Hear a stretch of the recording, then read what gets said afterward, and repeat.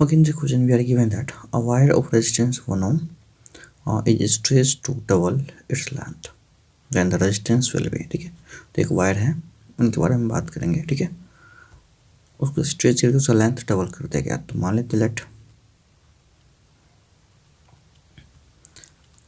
The resistance of wire be R1 equal to R। ठीक है, and इसको stretch करके डबल कर दिया गया, जिसका पहले ओरिजिनल लेंथ को मान लेते हैं L1 इक्वल टू हम L मान लेते हैं। ठीक है, एंड एरिया जो इसका होगा A1 इक्वल टू A मान लेते हैं। ठीक है, एरिया। तो आपको पता हो रेजिस्टिविटी एंड रेजिस्टेंस में क्या रिलेशन होता है। रेजिस्टेंस इक्वल टू होगा R1 equal to rho L upon A। ये रेजिस्टिविटी हो गया rho into L upon A। ठीक है, तो ये हो गया आपको दैट इज L1। ठीक है, L1 L के बराबर है एंड A1 A के बराबर। ठीक है, यहाँ पे ये मेरा ओरिजिनल रेजिस्टेंस आ जाएगा। ठीक है, आगे हम बात करते हैं यहाँ पे। Now in the second case resistance R2 equal to पता नहीं क्या होगा, एंड एक चीज़ तो का है जो लेंथ है ना वो डबल हो गया स्ट्रेच करके, तो L2 इक्वल टू हो गया 2L यहाँ पे। और अगर हम बात करें ना यहाँ पे एरिया क्या होगा, तो आपको पता है कि रेजिस्टेंस और एरिया में रिलेशन होता है दोनों इक्वल, मतलब क्या कि वॉल्यूम सेम है, वायर का वॉल्यूम में चेंजेज नहीं हुआ है। तो इसका मतलब क्या हुआ कि L2 into A2 equal to A1 into L1, ये होना चाहिए इसका रिलेशन जब भी वॉल्यूम फिक्स होगा। तो क्योंकि area into height that is volume होता है। तो A2 के बारे में हमको पता करना है, L2 जो है यहाँ पे दैट इज 2L है, तो A2 into 2L equal to area A1 की बात करें, A1 तो A है इंटू L1 जो है L है, तो ये तो कर जाएगा L से L, सॉरी ये L से L करता। तो A2 की अगर बात करें ना तो A2 हो जाएगा A/2, तो एरिया जो है यहाँ पे हाफ हो गया। अब मैं क्या करना है, ये हमको आराम से हम निकाल सकते हैं, that is R2 equal to हो जाएगा रो L2 अपन A1, तो रो L2 अपन A2। ठीक है, इसका हम वैल्यू पुट कर लेते हैं यहाँ पे, और रो तो फिक्स रहेगा मेरे पास। L2 के बारे में क्या है, L2 जो है दैट इज 2L है, एंड A2 के बारे में बात की, A2 A/2 है। ठीक है, यहाँ पे देखिए तो A/2 हो जाएगा और ये 2 ऊपर चला गया, तो इसको थोड़ा सा सॉल्व कर लेते हैं यहाँ पे।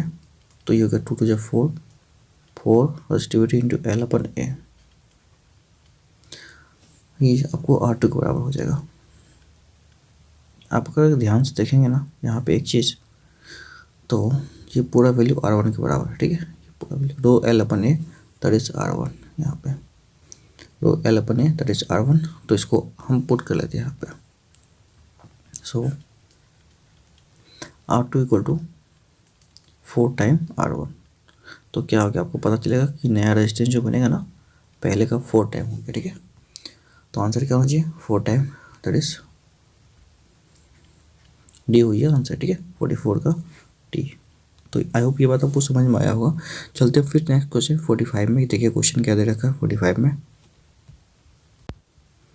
ओके, तो इसमें क्वेश्चन दे रखा है which switch in the circuit when closed will produce a short circuit. ठीक है, तो इसमें कौन सा स्विच ऑन कर दे कि स्विच मतलब शॉर्ट सर्किट हो जाएगा।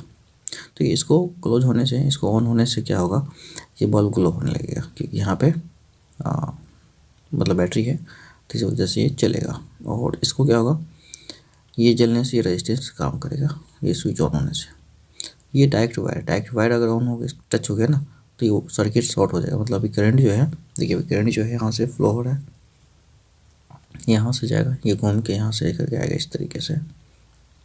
लेकिन जब ये स्विच ऑन हो गया ना तो करंट इधर जाएगा ही नहीं। क्यों? क्योंकि करंट को रेजिस्टेंस यहाँ से शॉर्ट सर्किट हो जाएगा। ठीक है, यहाँ पे मतलब डायरेक्ट करंट जाने का ये रास्ता मिल जाता है, ये यहाँ से जाएगा और ये से आ जाएगा करंट। तो स्विच एक वजह से क्या होगा, सर्किट शॉर्ट हो जाएगा। ठीक है, ये लंबा सर्किट जो है छोटा हो जाएगा। तो आंसर शुड बी ए। ठीक है, तो 45 का ए हो जाएगा answer. Due to switch A the circuit will be short circuit. ठीक है, तो इस वजह से after closing switch 1 and switch 1 अगर क्लोज हो जाएगा, ठीक है, तो ये शॉर्ट सर्किट हो जाएगा। आगे चलेंगे 46 क्वेश्चन, देखिए क्या है। देखिए इसमें क्वेश्चन दे रखा है कि 7 आइडेंटिकल लैम्प टू 2200 ओम, ठीक है। तो ये रेजिस्टेंस जो दे रखा है यहाँ पे 2200 दे रखा है ओम का है, ठीक है, वो भी 7 है। इज कनेक्टेड इन 220 वोल्ट, तो वोल्टेज दे रखा है 220 है, वोल्ट लाइन से कनेक्टेड है। Then the reading of the ammeter value भी, तो अमीटर का रीडिंग देखिए ये सब जो है यहाँ पे पैरेलल में लगा हुआ है, तो पैरेलल में रेजिस्टेंस क्या होता है, ठीक है, 2200 बाई 7 तो है, 1 2 3 4 5 6 7 है, तो बाई 7 हो जाए, ठीक है। क्योंकि आपको रेजिस्टेंस को पता होगा किस तरीके से ऐड करते इसमें कि रेजिस्टेंस जो होता है 1/R हो जाता है, ठीक है। तो आर इक्विवेलेंट इक्वल टू, क्योंकि 1/इतना 7 टाइम ऐड करते तो दिस अपन 7 हो जाएगा यहाँ पे। तो ये तो यहाँ तक क्लियर हो गया। अब हमको क्या करना, आमीटर का रीडिंग, तो सॉरी आमीटर यहाँ लगा हुआ है, तो आमीटर यहाँ लगा हुआ तो यहाँ पे आगे जो रेजिस्टेंस जो गया है ना, ये कितना करंट ये ड्रॉ करेगा, ये हमको निकालना है। तो इधर 1 2 3 4 5 ही तो है ना, तो यहाँ से जो है इधर 5 ही लगा हुआ है, तो हमको 5 के बारे में बताना है। और चूँकि आपको पता होगा पैरेलल में क्या है, पैरेलल में वोल्टेज सेम होता है, तो यहाँ और यहाँ का वोल्टेज होगा 220 वोल्ट ही होगा, ठीक है, क्योंकि पैरेलल में लगा हुआ है। तो ये बात आपको थ्योरी में हम पहले बता चुके, पैरेलल में वोल्टेज सेम एंड सीरीज में करंट सेम होता है। तो यहाँ पे आर हो गया आपको, आर इक्विवेलेंट इक्वल टू 2200/5, ठीक है। यहाँ पे क्योंकि ये 5 रेजिस्टेंस बल्ब का काम करेगा, ठीक है, तो 2200/5 ओम हो जाएगा, ठीक है। आपको I equal to V upon R होता है, तो वी कितना 220/R 2200, और ये 5 ऊपर चला जाएगा, तो एक जो कैंसिल हो जाएगा, ये हो गया आपको 10 टाइम में कटेगा और ये 2 टाइम में कटेगा, तो 1/2 एम्पियर जो है आपका इसका आंसर हो जाएगा, ठीक है। तो 1/2 ampere, D will be the answer, 46 का डी हो जाएगा, ठीक है। फिर चलते हैं हम नेक्स्ट क्वेश्चन, देखिए क्या है। तो इसमें देखा what is the resistance between A and be the flowing circuit, तो ए बी के बीच में क्या है, आपको यहाँ पे रेजिस्टेंस होना चाहिए। देखिए ए यहाँ पे है एंड बी यहाँ पे है, ठीक है।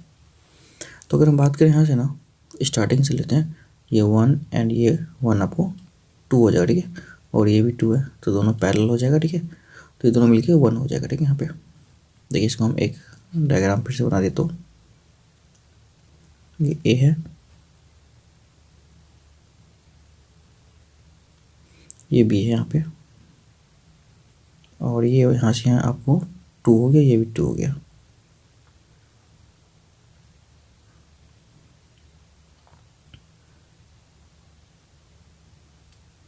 ठीक है। ये 2 हो गया एंड ये भी 2 हो गया।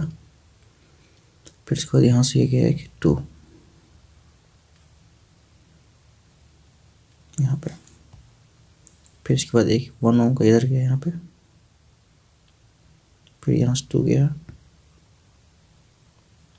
फिर यहाँ से 1 आया यहाँ पे,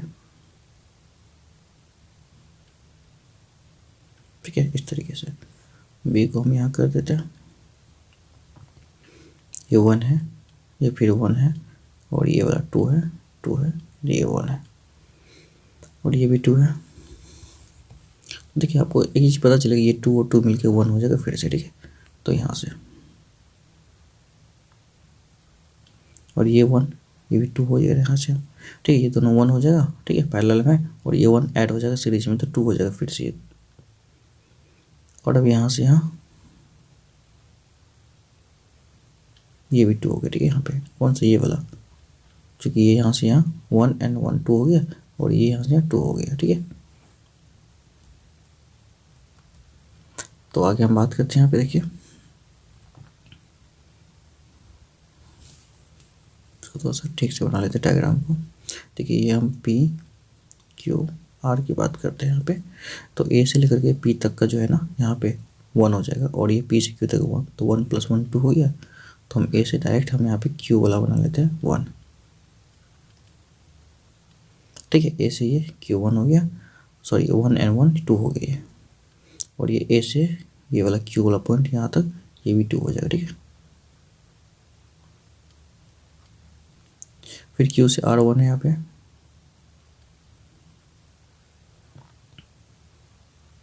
ठीक है। ये फिर गया है ए से लेकर के आर तक 2, फिर ये 1 है यहाँ से यहाँ, यहाँ से यहाँ, ये भी 2 ओम है, ये बी है आगे। तो ये दोनों फिर मिलकर 1 हो जाएगा और ये 1 है ऑलरेडी, 1 1 2 हो जाएगा। ठीक है, इस तरीके से चलेगा।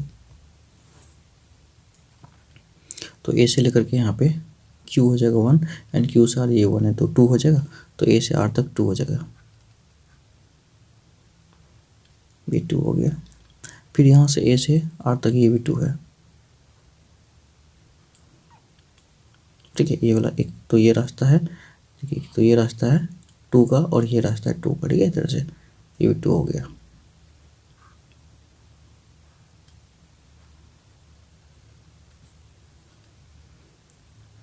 ठीक है, तो ये हो गया मेरे पास यहाँ पे 2 और ये भी हो गया 2। तो ये दोनों फिर मिलके क्या हो जाएगा यहाँ पे, तो ये जो है 1 है, तो ये दोनों मिलकर 1 हो जाएगा और ये 1। ठीक है, फिर यहाँ पे 2 बन जाएगा ये। तो इसको हम अगर फिर से डायग्राम बनाए तो यहाँ से, तो ये 2 एंड 1 ये फिर से 2 हो जाएगा।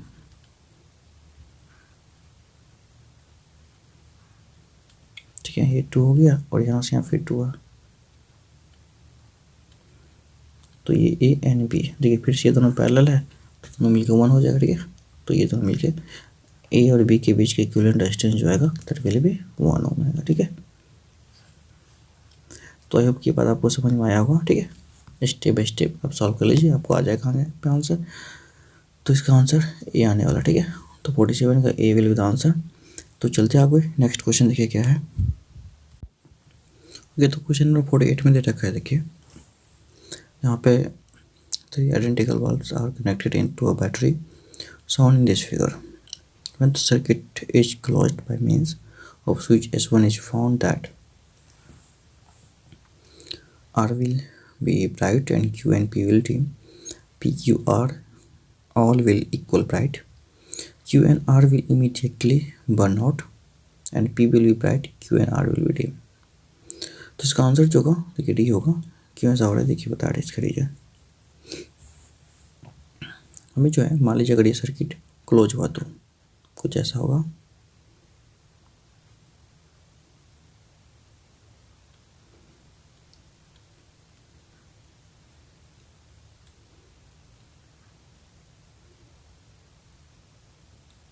ठीक है, ये कि आपको यहाँ पे आर, ये भी आर है, ये भी आर है।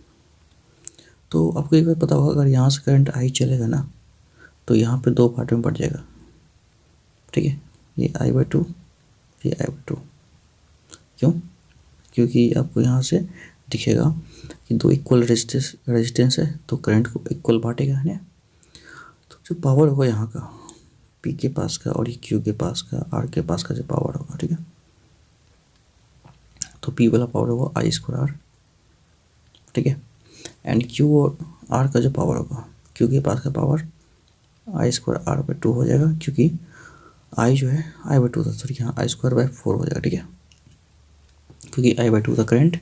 एंड इसी तरीके से आपको यहाँ का जो होगा R के पास का power that will be I²R/4 हो जाएगा। ठीक है, तो आपको देखिएगा P का जो है पावर ज़्यादा है तो इसलिए P जो है ज़्यादा चलेगा एंड Q एंड R जो है इक्वल चलेगा, मतलब कम चलेगा क्योंकि इसका पावर कम हो रहा है इसको।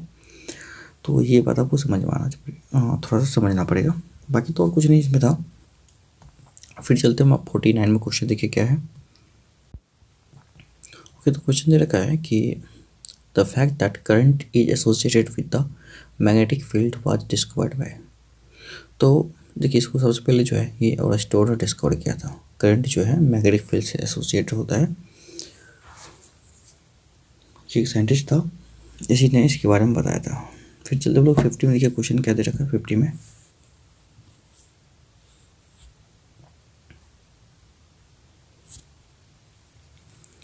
When the resistance between P and Q, what is the resistance between P and Q? तो P और Q के बीच में रेजिस्टेंस क्या होता है आपको ये दिख जाएगा, दोनों मिल गया आपको सीरीज में और ये पैरेलल। तो कितना हो जाएगा यहाँ से यहाँ तक, तो ये हो गया 4 and 2 है ना। आपको ऐसे मिलेगा 4 and 2 पैरेलल में, 4 and 2 पैरेलल में कैसे निकालते हैं, 4 × 2/4 + 2 मतलब 8/6, क्योंकि आपको 4/3 4/3 के साथ ये जो है और ये जो है दोनों सीरीज में आ जाएगा, ये दोनों मिलके 4/3 और यहाँ से यहाँ चलेगा, ये हो गया आपको सीरीज में। तो 4 + 4/3 12 + 4 कितना हो गया 16/3। ठीक है, तो ये आपका आंसर हो जाएगा, that is see the answer. ठीक है, 50 का सी हो जाएगा। फिर चलते हम लोग 51 में क्वेश्चन क्या है देखिए। तो unit of conductance can't be expressed in, तो जो है कंडक्टेंस को किस में हम एक्सप्रेस नहीं कर सकते। ठीक है, तो ओम माइनस मीटर नहीं हो सकता। ठीक है, क्योंकि एम एच ओ 2 होता है कंडक्टेंस का, क्योंकि ये रेजिस्टेंस का उल्टा होता है। ओम पे पावर -1 भी हो सकता है, क्योंकि ये भी ओम का उल्टा होगा। सेवन भी होता है। ठीक है, और ओम मीटर -1 नहीं होता। ठीक है, ये ध्यान रखना आपको। 52 में देखा ऐसा unit of specific resistance ohm metre होता है इसका। ठीक है, तो 52 का जो आंसर हो जाएगा यहाँ पे ए हो जाएगा। ठीक है, the reciprocal of resistivity of conductor is conductivity, तो रेजिस्टिविटी का उल्टा क्या कंडक्टिविटी को। ठीक है, तो आर इक्वल टू होता है 1/σ, ये कंडक्टिविटी है, ये रेजिस्टिविटी। ठीक है, आपको ध्यान रखना है। तो 53 का आंसर ए, ये आपको यहाँ पे कंडक्टिविटी हो जाएगा, सॉरी कंडक्टिविटी। ठीक है, ये कंडक्टिविटी हो जाएगा। ठीक है, कि कंडक्ट यहाँ पे रेजिस्टिविटी है, तो ये कंडक्टिविटी। ठीक है, ये ध्यान रखना आपको, रेजिस्टेंस का उल्टा कंडक्टेंस को। ठीक है, तो ये ध्यान रखना।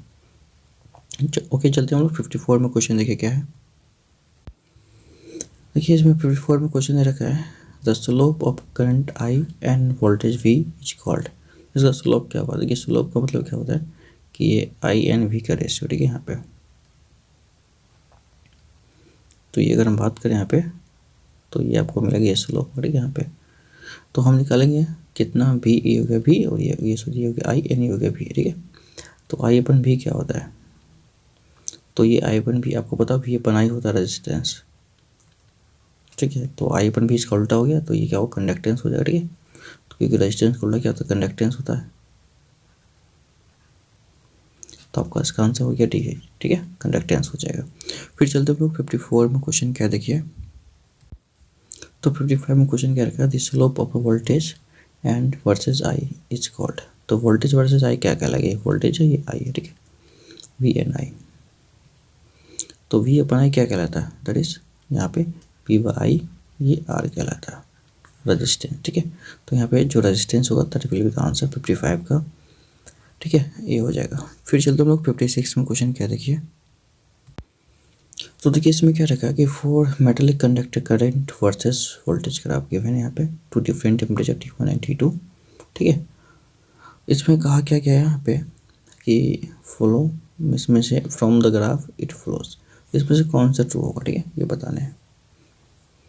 तो देखिए आपको एक बार पता होगा, रेजिस्टेंस जिसका ज़्यादा होगा, ठीक है, उसमें जो है सीधी बात है टेम्परेचर ज़्यादा होगा। ठीक है, क्योंकि बी अपन आई जो होता है दैट इज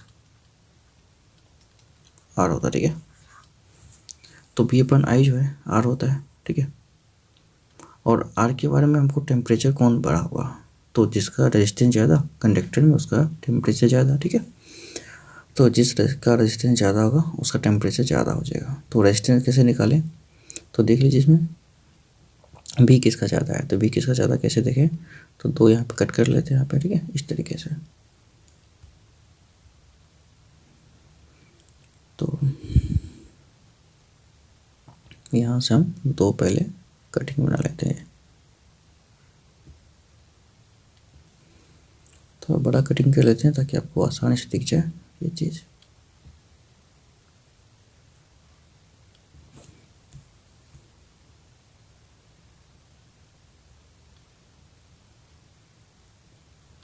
ठीक है, ये हो गया आपको यहाँ से, ये हो गया आपको यहाँ से। इसमें दो चीज़ आपको दिखेगा क्या कि ये जो ट्रायंगल है, ये दो ट्रायंगल में किसका एंगल ज़्यादा है। यहाँ पे एंगल ज़्यादा का मतलब क्या हुआ कि इसमें स्लोप किसका ज़्यादा है, तो ऑब्वियसली आप देखेंगे कि स्लोप जो यहाँ पे ज़्यादा स्लोप है, यहाँ पे कम है। क्योंकि यहाँ देखिए ये दोनों तो फिक्स है, आई तो दोनों फिक्स है, बीज का ज़्यादा होगा उसमें आर ज़्यादा, बीज का ज़्यादा होगा, तो यहाँ पे देखिए भी ज़्यादा होगा क्योंकि ये भी यहाँ से यहाँ तक है भी, और इसमें यहाँ छोटा सा भी बन रहा है। ठीक है, ये वाला, तो यहाँ भी ज़्यादा यहाँ भी कम है, तो भी ज़्यादा का मतलब कि यहाँ का रेजिस्टेंस ज़्यादा होगा और यहाँ का रेजिस्टेंस कम होगा, मतलब R1 > R2 होगा। और रेजिस्टेंस ज़्यादा टेम्परेचर ज़्यादा, therefore T1 greater than T2, ये आपको ध्यान रखना है। देखिए रेजिस्टेंस फिर हो गया आपको, अगर रेजिस्टेंस के बाद अगर यहाँ पे इंसुलेटर होता है ना या सेमीकंडक्टर होता है तो उल्टा होता है, क्योंकि सेमीकंडक्टर में रेजिस्टेंस बढ़ने पर टेम्परेचर घटता है, ठीक है। इसका जो टेम्परेचर बढ़ने पर रेजिस्टेंस घटता है, सॉरी, तो इसका जो टेम्परेचर बढ़ेगा तो रेजिस्टेंस घटेगा। तो यहाँ डायरेक्ट होता है रिलेशन, ठीक है, ये आपको ध्यान रखना है। रेजिस्टेंस ज़्यादा तो टेम्परेचर ज़्यादा, ठीक है, ये होता है कंडक्टर में। तो टेम्परेचर बढ़ेगा तो रेजिस्टेंस भी बढ़ जाता है। आगे हम बात करेंगे 56 के बाद 57 में। देखिए क्या क्वेश्चन, तो 57 में आपको यहाँ पे उल्टा दे रखा है, आई एन वी दे रखा है, ठीक है। यहाँ पे तो आई एन वी का उल्टा जो होता है, आई इक्वल टू क्या होता है, वी अपॉन आर, ठीक है। लेकिन यहाँ पे उल्टा हो गया, आई एन वी दे रखा है, ठीक है, इस तरीके से। तो सिंपल सी बात देख लीजिए, जिसमें आई ज़्यादा होगा, ठीक है, यहाँ पे तो हमें आर की बात करना है। आर इक्वल टू क्या होगा,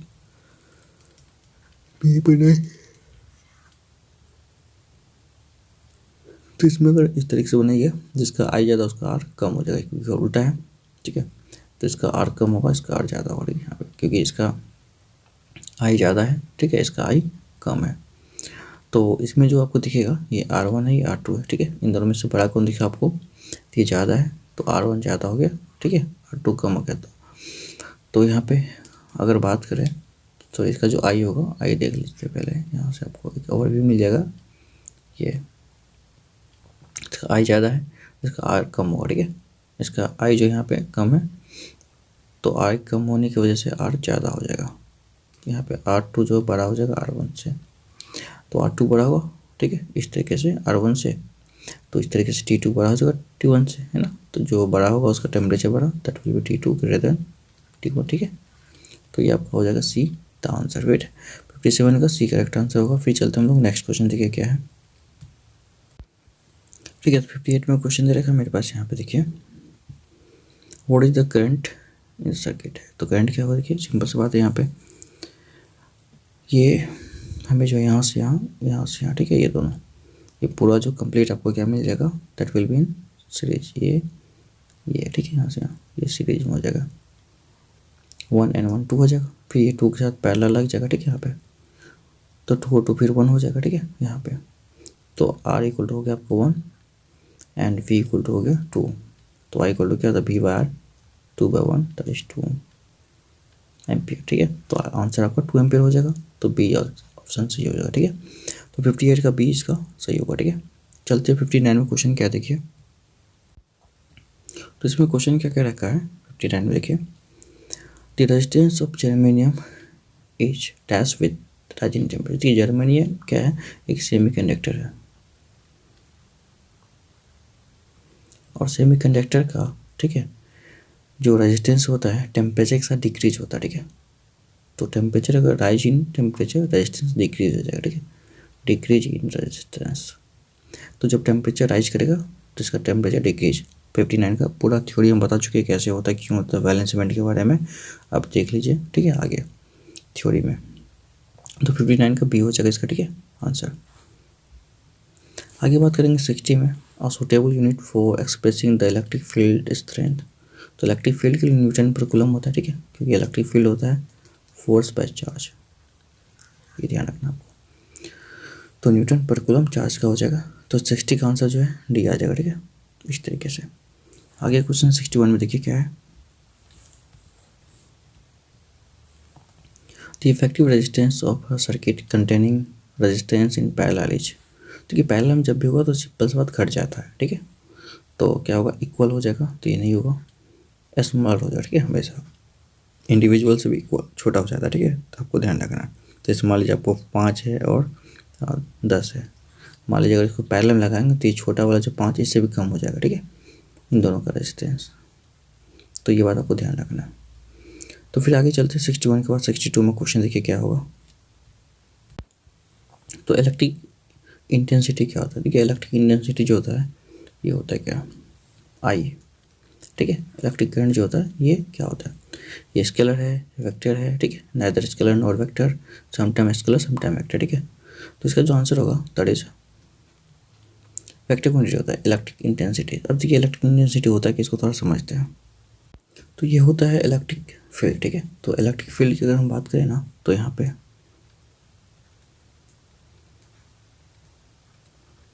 तो इलेक्ट्रिक फील्ड जो होता है इसको इलेक्ट्रिक इंटेंसिटी कहते हैं, ठीक है। और यहाँ पे इलेक्ट्रिक इंटेंसिटी जो होता है इक्वल टू,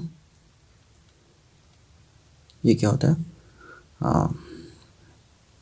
इसका एक फॉर्मूला होता है, दैट इज आप ऐसे भी कह सकते हैं फोर्स अपन, ऐसे एफ इक्वल टू होता है equal to F by Q, ठीक है।